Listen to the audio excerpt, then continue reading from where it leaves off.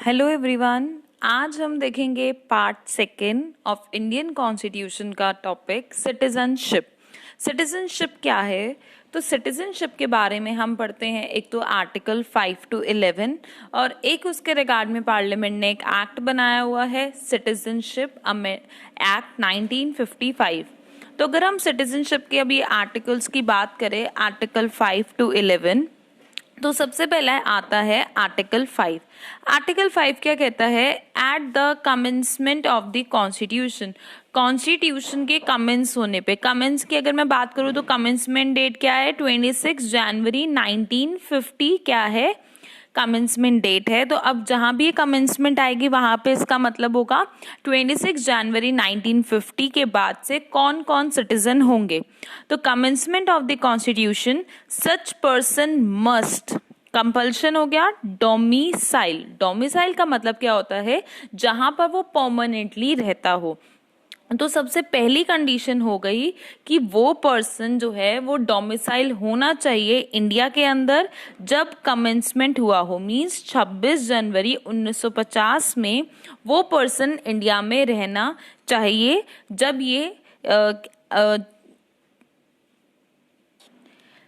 ये जो कमेंसमेंट हुआ हो कॉन्स्टिट्यूशन का वो वहां रहना चाहिए। तो फिर उसके बाद आता है, ये फर्स्ट कंडीशन थी डोमिसाइल वाली फर्स्ट कंडीशन। अब इनमें से सेकंड कंडीशन में से कोई भी हो सकते, इसलिए यहाँ पर क्या है और। तो या तो वो बॉर्न हुआ होना चाहिए इंडिया में, या उसके कोई parents, any out of his parent, या जो कि कंटिन्यूसली इंडिया में रह रहा हो लास्ट 5 ईयर्स से on the commencement of the constitution. तो अगर अब हम नटशेल में देखें, आर्टिकल 5 ये कहना चाह रहा है कि जब कॉन्स्टिट्यूशन का कमेंसमेंट हुआ 26 जनवरी 1950 पे, तो उस टाइम पे या तो वो पर्सन क्या होना चाहिए, फर्स्ट कंडीशन होगी डोमिसाइल, वहां पे परमानेंटली रहता हो। सेकेंड कंडीशन है या तो वो बॉर्न हुआ हो इंडिया में, या उसके कोई भी पेरेंट हो, या फिर वो 5 साल से रह रहा हो कमेंसमेंट ऑफ द कॉन्स्टिट्यूशन से, मतलब 1950 से पहले 5 साल से वो उसी जगह पे रह रहा हो। तो जो भी पर्सन इन क्लासेस में फॉल करेंगे तो वो माने जाएंगे कि वो इंडियन सिटीजन है। तो अब हम देखते हैं इसका कुछ इंपॉर्टेंट केस। नहीं, अब है सबसे पहले इसका case central bank of India versus Ram Narayan 1955। यहाँ पे बात हो रही है डोमिसाइल का मतलब वो नहीं है सिर्फ वहां पे वो रेजिडेंट हो, पर वहां पे उसकी इंटेंशन होनी चाहिए कि वो वहां पे डेफिनेटली एक परमानेंटली इंटेंशन से क्या है रहता हो। ठीक है, नेक्स्ट केस क्या कहता है? State Trading Corporation of India versus commercial tax officer AIR 1963। ये केस आर्टिकल 19 से भी रिलेटेड है। इस केस में कहा गया था कि जो सिटीजनशिप डिफाइन है पार्ट सेकंड में, वो सिर्फ नेचुरल पर्सन के सिटीजनशिप को लेकर चलती है, वो जुरिसडिशियल पर्सन की नहीं। जैसे कॉर्पोरेशन होती है, आर्टिफिशियल जो पर्सन्स होते हैं उनकी सिटीजनशिप को नहीं लेके चलते। इवन इन आर्टिकल 19 भी वहां पे वो प्रोटेक्ट नहीं करते जुरिस्टिक पर्सन के फंडामेंटल राइट्स को। तो एक हो गया central bank of India versus Ram Narayan, और एक हो गया state Trading Corporation of India, कि इसका मतलब जहां पे डेफिनेशन आती है कि सिटीजन कौन है कौन नहीं है, तो वहां पे आप कौन सा केस लिख सकते हो? State Trading Corporation of India versus commercial tax. एक और केस है DP Joshi versus state of Madhya Bharat. DP Joshi versus state of Madhya Bharat. इस वाले केस में ये कहा गया था कि यहाँ पे जो डोमिसाइल का मतलब है ये पूरे इंडिया में एक डोमिसाइल होता है। डोमिसाइल ऑफ इंडिया की बात होती है, कभी भी डोमिसाइल ऑफ स्टेट नहीं होता। इस केस में ये हेल्ड करा गया था। नेक्स्ट आता है, अब हम देखते हैं आर्टिकल 6 को। आर्टिकल 6 क्या कहता है? आर्टिकल 6 कहता है in addition to the citizen, कि अभी हमने देखा सिटीजन की बात हुई है आर्टिकल 5 के अंदर। तो एनी पर्सन हु माइग्रेटेड, अब यहाँ पे बात हो रही है कि जो भी कोई माइग्रेट हुआ है इंडिया में आया है, कहाँ से? From the territory of Pakistan, Pakistan से आया है, तो शेल बी डीम्ड। डीम्ड का मतलब क्या है? वो यहाँ पे मान लिया जाएगा कि वो सिटीजन है इंडिया का। इफ कब मान लिया जाएगा? अगर उसके कोई पेरेंट या ग्रैंड पेरेंट है, या अगर उसके कोई पेरेंट या कोई ग्रैंड पेरेंट्स ने यहाँ पे बर्थ लिया हो इंडिया के अंदर, मीन्स वही डोमिनियन ऑफ इंडिया के अंदर। तो आर्टिकल, तो इसमें यहाँ पे जो 2 डेट्स गिवन है वो ये हैं सबसे पहले है बिफोर 19 जुलाई 1948, फिर है आफ्टर। तो बिफोर 19 जुलाई की सबसे पहली कंडीशन हम देखते हैं, या तो उनके पेरेंट्स ने क्या लिया हो, पेरेंट्स या ग्रैंड पेरेंट्स ने क्या लिया हो, बर्थ लिया हो, ठीक है। फिर उसके बाद दूसरी कंडीशन क्या आ जाती है यहाँ पे कि आफ्टर, अगर अब कोई भी पर्सन 19 जुलाई 1948 के बाद आ रहा है तो उसकी क्या क्या कंडीशंस होंगी, इसकी कंडीशन देखते हैं। सबसे पहले आती है कि ही या either of his parent any of his grand parents were born in India. तो सबसे पहले कंडीशन आ जाती है वो या उसके कोई भी पेरेंट्स या ग्रैंड पेरेंट्स इंडिया में उन्होंने बर्थ लिया हो। He had return to India under a permit for resettlement. Permit क्या था, ये परमिट सिस्टम इंट्रोड्यूस करा गया था क्योंकि इस टाइम पे ही दोनों देशों के लोगों को कहा जा रहा था कि आपने इंडिया से पाकिस्तान जाना है या पाकिस्तान से इंडिया आना है, तो ये परमिट सिस्टम इंट्रोड्यूस किया था और ये परमिट सिस्टम परमानेंट सेटलमेंट के लिए इंट्रोड्यूस किया था। तो वो रिटर्न हुआ है परमिट सिस्टम के अंदर, या वो रिजाइड कर रहा था इंडिया में आफ्टर री माइग्रेशन फॉर एटलीस्ट 6 मंथ से वो रिजाइड कर रहा था, या उसने कोई भी सबमिट कर दी थी एप्लीकेशन रजिस्ट्रेशन ऑफिस के अंदर एंड उस रजिस्टर्ड जो थी ही हैज़ बिन रजिस्टर्ड और वहाँ से ऑफिस से उसकी जो एप्लीकेशन थी वो रजिस्टर्ड हो चुकी थी। तो बिफोर 19 जुलाई ये तो कब हो गया, आफ्टर की बात हो गई। बिफोर की क्या थी कि वो माइग्रेट तो पहले ही हो चुका था, उसके कोई भी पेरेंट ग्रैंड पेरेंट या उसने बर्थ लिया हो इंडिया के अंदर, और आफ्टर की ये सारी कंडीशन हो गई। तो अगर हम देखें आर्टिकल 5 में हमने क्या बात करी है, उन लोगों की बात करी है जो इंडिया की टेरिटरी में हैं। तो आर्टिकल 5 में हमने क्या बात करी, अगर ये इंडिया की टेरिटरी है तो जो लोग इंडिया की टेरिटरी में हैं वो कौन कौन होंगे। पर आर्टिकल 6 में हमने क्या बात करी है, ऐसे लोग जो पाकिस्तान से इंडिया माइग्रेट हो रहे हैं। कैसे लोग, जो पाकिस्तान से इंडिया क्या हो रहे हैं, माइग्रेट हो रहे हैं, तो उनकी सिटीजनशिप का कैसे देखा जाएगा।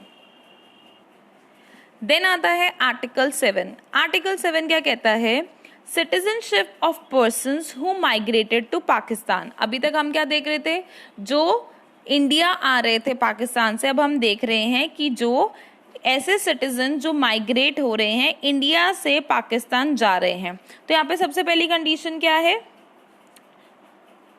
जो आफ्टर 1 मार्च 1947। तो यहाँ पे फर्स्ट कंडीशन कहती है कि जो लोग इंडिया से पाकिस्तान जा चुके हैं 1 मार्च 1947 में, तो ये उन कैटेगरी के लोगों को बताते हैं कि जो आर्टिकल 5 में 6 में भले उन्हें परमिशन दे दी हो, पर 7 उनके ऊपर ओवरराइडिंग इफेक्ट रखता है कि वो लोग सिटीजन नहीं कहलाए जाएंगे जो इंडिया से पाकिस्तान चले गए हैं। कब चले गए हैं, 1 मार्च 1947 को। सेकेंड क्या कहते हैं, अब अगर कोई भी सिटीजन, तो ये फर्स्ट कंडीशन तो क्लियर हुई। सेकंड कंडीशन क्या कहती है, अगर अब ये जो लोग इंडिया से पाकिस्तान माइग्रेट हो चुके थे पर अब वो पाकिस्तान से इंडिया आते हैं, तो यहाँ ये जो कैटेगरी के लोग हैं जो 1 मार्च 1947 को वापस आते हैं, तो उन्हें कुछ कंडीशंस हैं, अगर वो सेटिस्फाई होती हैं तो ही उन्हें इंडियन सिटीजनशिप मिलती है। इसका मतलब आर्टिकल 7 क्या ओवरराइडिंग इफेक्ट रखता है, किन दो आर्टिकल के ऊपर, आर्टिकल 5 एंड आर्टिकल 6 के ऊपर। अब हम देखते हैं उन कंडीशंस को। अब वो कंडीशन क्या है, अगर वो या उनके कोई भी ग्रैंड पेरेंट इंडिया में बॉर्न हुए हों, वो परमिट सेटलमेंट के अंडर आए हैं वापस और उन्हें 6 मंथ्स हो चुके हैं, प्लस उन्होंने क्या करी है, रजिस्ट्रेशन के लिए एप्लीकेशन दे दी है और वो जो रजिस्टर्ड एप्लीकेशन है सिटीजन की वो भी एक्सेप्ट हो चुकी है। नेक्स्ट आता है आर्टिकल 8। आर्टिकल 8 क्या कहता है, citizenship of person of India origin residing outside India. अब उन लोगों की हम बात कर रहे हैं, उन सिटीजन्स की बात कर रहे हैं जो कि इंडियन के ओरिजिन हैं पर वो बाहर रह रहे हैं। तो अब यहाँ पे जो बाहर रह रहे हैं मीन्स वो अब्रॉड रह रहे हैं, एक्सेप्ट पाकिस्तान के अलावा कोई भी प्लेस। तो ही या उसका कोई भी पेरेंट या ग्रैंड पेरेंट जो कि बॉर्न हुआ हो अनडिवाइडेड इंडिया के अंदर। अनडिवाइडेड इंडिया कौन सी है, वो ही जो ब्रिटिश इंडिया है, अगर वो या उसका कोई भी पेरेंट ग्रैंड पेरेंट अगर बॉर्न हुआ हो अनडिवाइडेड इंडिया के अंदर, सेकेंड आता है या वो रजिस्टर्ड है एज अ सिटीजन और वो डिप्लोमेट की तरह गया है या काउंसलर रिप्रेजेंटेटिव की तरह गया है इंडिया के अंदर। तो ये बहुत सिंपल सा आर्टिकल 8 यही बता रहा है कि उन लोगों का क्या होगा कि जो है तो इंडिया के ओरिजिन पर वो बाहर रह रहे हैं, तो अगर इनमें से कोई भी कंडीशन सेटिस्फाई, इन दोनों में से कंडीशन दोनों सेटिस्फाई होती हैं तो वो इंडियन सिटीजनशिप के अंदर आएगा, मीन्स वो इंडिया के अंदर सिटीजन कहलाएगा। Next come article 9। आर्टिकल 9 क्या कहता है? Who has voluntary accepted the citizenship of any foreign state. ऐसा कोई पर्सन जिसने वॉलेंटरली एक्सेप्ट कर ली है सिटीजनशिप फॉरेन स्टेट की, तो उसकी इंडिया से ऑटोमेटिकली उसकी जो क्या है सिटीजनशिप खत्म हो जाएगी। तो अब यहाँ पे ये आर्टिकल 9 बस यही बताना चाह रहा है कि कमेंसमेंट ऑफ द एक्ट से अगर आर्टिकल 5, 6, 8 को छोड़ के अगर किसी ने भी क्या करा है, एक बाहर की कोई सिटीजनशिप ले ली, क्योंकि हमारे यहाँ पे कैसा है सिंगल सिटीजनशिप का है, तो हमारे यहाँ की जो सिटीजनशिप है वो ऑटोमेटिकली क्या हो जाएगी, सस्पेंड हो जाएगी, खत्म हो जाएगी। ठीक है, नेक्स्ट आता है हमारा आर्टिकल 10।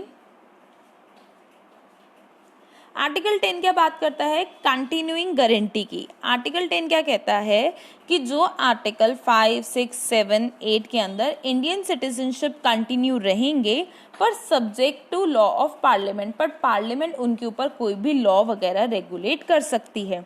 और आर्टिकल 11 कहता है कि power of parliament to make laws, कि पार्लियामेंट के पास पावर है कि वो लॉज वगैरह बना सकती है। जैसे मैंने आपको बोला था सिटीजनशिप एक्ट है 1955 है कि कोई भी जो लॉ बने हैं, कौन एक्वायर करता है, किसी भी तरीके से उनके ऊपर जो भी रिस्ट्रिक्शंस लगानी है, उसकी पावर आर्टिकल 11 के अंदर गिवन है। तो अगर हम नटशेल में देखें, आर्टिकल 5 में सिर्फ ये बात करी कि जो इंडिया के अंदर इंक्लूड हैं उनके सिटीजनशिप के रिगार्ड में। आर्टिकल 6 में बात करी गई है कि ऐसे सिटीजनशिप उन पर्सन की जो कि माइग्रेट हो रहे हैं, इंडिया में आ रहे हैं फ्रॉम पाकिस्तान। आर्टिकल 7 में बात हो रही है जो पाकिस्तान जा रहे हैं, और आर्टिकल 8 में जो बात हो रही है वो अब्रॉड की बात हो रही है। और इनके रिगार्ड में आर्टिकल 11 में पार्लियामेंट के पास पावर है कि वो लॉ बना सकती है। तो ये हमारा टॉपिक खत्म हुआ article 5 to article 11 of citizenship. Okay, thank you.